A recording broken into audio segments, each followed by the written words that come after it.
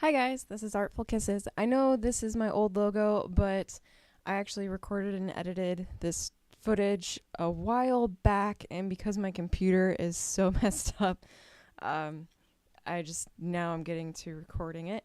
And today I'm going to talk about the importance of doing warm-ups. Before that, this is a picture I did of my dad, a really quick sketch just as a warm-up before I got to drawing my picture or coloring my picture of Mokuba with alcohol markers, which is in a different video I have already uploaded.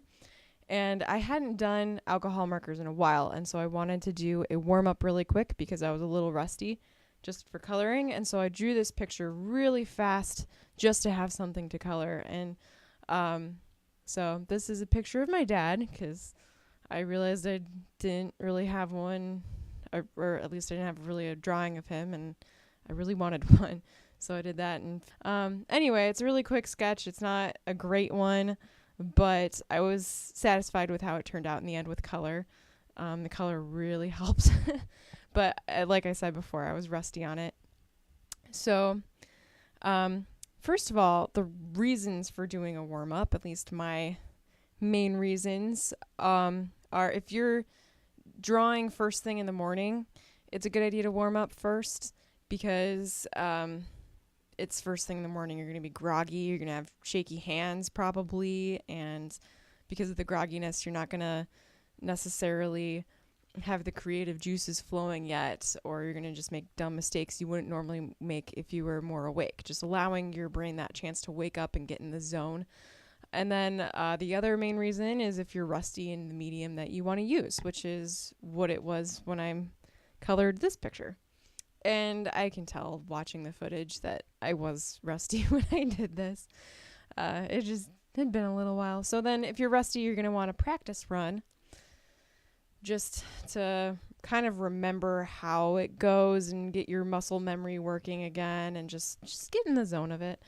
And so why warm-ups help, that would be waking up the muscle memory, and then also kind of waking up your mind, get your blood flowing and get your creative juices flowing. So it's like a physical and a mental thing.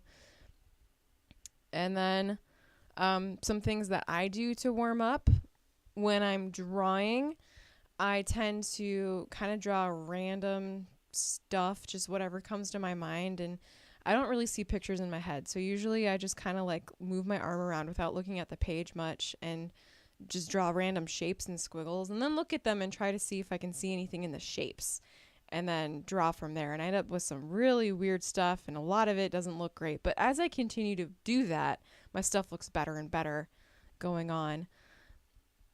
And then, let's see, when I'm rusty with a medium, what I do to warm up is like this one, I just kind of find something that I can use that medium on, and it doesn't really matter if I screw it up. Like this one was just a quick sketch. I did it in probably 5 minutes. And so, if I mess it up, I'll just do another one. And if I did another one, it probably would have been a better sketch anyway. So I wasn't worried about ruining it. And that's something really important when you're doing a warm-up is don't do it on something you're worried about ruining, because if you've got that fear of needing to be perfect at it, it's going to hold you back, and it's not going to be your best work anyway. It's going to be a lot tighter, and it's just not going to look as good. It won't be as free and flowing and organic.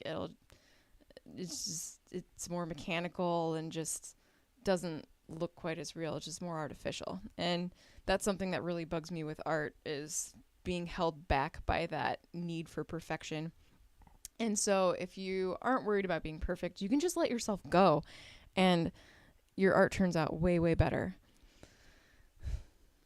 So that's what I did with this one. It was just a quick sketch I did right then and there because I was like, you know what? I haven't done this in a while. I should really color something first. And then the outline was kind of a little bit of an afterthought, but in this medium with the alcohol markers, I like to do the outline last because otherwise it smears, and I'm not sure if that's because of what kind of markers I use specifically for the outline, or if that's just because alcohol markers are going to smear in general. I should probably look into that. But after I got the line art in there, I liked this picture a lot more because then that that black marker covers up a lot of the sketch lines from the pen. Normally when I do alcohol marker colored drawings for real, I use colored pencil, and then I erase as much of the colored pencil as I can before I actually start, so it doesn't show up as much. And I also try to use a color that would show up in the picture itself. So usually I use more pinks. I used to use blues because I thought that looked cool. I thought it looked more professional to have a blue pencil sketch underneath your marker. And sure, if you're only doing pencil and marker, that's great. But in my drawings, I noticed I had people with green skin poking out. And so I started using pinks and peaches and that kind of stuff, sometimes yellow, and depending on who I'm drawing or what their skin tone is. Just, lighter than their skin tone so that it kind of hides in there. And this was a blue pen, so it shows through a little more. But for the picture's purposes, I think it turned out great. I'm hoping to have this uploaded by his birthday. And just go and create something. Thanks for watching.